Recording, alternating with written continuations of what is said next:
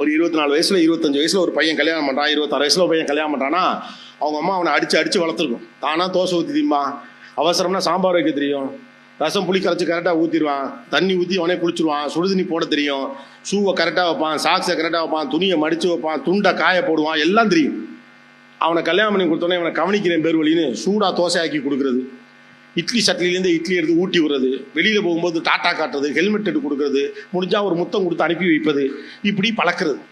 பழக்கி முடிச்சுட்டு ஒரு 2 வருஷத்துல ஒரு புள்ள பிறந்த உடனேயும் அது வரைக்கும் எல்லாமே அவனுக்கு தெரியும். அவனை பக்காவாக ட்ரெயின் ஆக்கி கொண்டாந்து கல்யாண மெட்டீரியலாக கொண்டாந்து நாங்கள் நிறுத்தியிருப்போம். ஹெல்மெட் எடுத்து கொடுக்குறது, சாவி எடுத்து கொடுக்குறது. அதுக்கப்புறம் அவனுக்கு என்ன பண்ணுவான், வந்த வாக்கில் சாவியை போடுவான், வந்த வாக்கில் ஹெல்மெட்டை போடுவான், வந்த வாக்கில் ஷூவை போடுவான். அவனுக்கு அந்த பழக்கம் போயிடும். ஏன்னா காலையில் எழுந்திரிச்சு பொண்டாட்டி எல்லாத்தையும் எடுத்து கொடுத்துரும், கச்சீஃப்லேருந்து பேண்ட்டு சட்டைன்னு அவ்வளோத்தையும் அவங்களும் எடுத்து கொடுத்துருவாங்க. மேட்சிங் கூட அவனுக்கு போட தெரியாது, எல்லாத்தையுமே அவங்க பழக்கி கொடுத்துருவாங்க. அடுத்து ஒரு குழந்தை வந்த உடனே முதல் விரிசல் அங்கிருந்து தொடங்கும். அப்போ என்ன ஆக ஆரம்பிக்குதுன்னா, ஒரு கட்டத்தில் இவங்களை அறியாமல் நீங்கள் வழக்கமாக பேசிக்கொண்டு சிரித்து கொண்டு தான் அப்படியே குறைய ஆரம்பிக்கும். சூடாக இட்லி தின்னுட்டு இருந்தவன் வெளியில் எங்கே என்ன எதுன்னு தெரியல, ஹெல்மெட் எங்கே இருக்குன்னு தெரியல, சாவி எங்கே இருக்குன்னு தெரியல, பழகியாச்சு. இப்போ அதுக்கிட்ட ஏப்பா ஹெல்மெட் எங்கே இருக்குன்னா, ஹெல்மெட் வச்ச இடத்துலாம் இருக்கும்.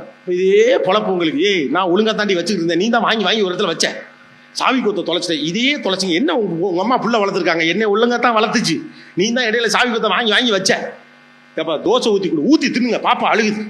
ஏப்பா இட்லி எடுத்து வைங்க, பாப்பா அழுகுது. ஏப்பா குளிக்கிறதுக்கு போய் குளிச்சு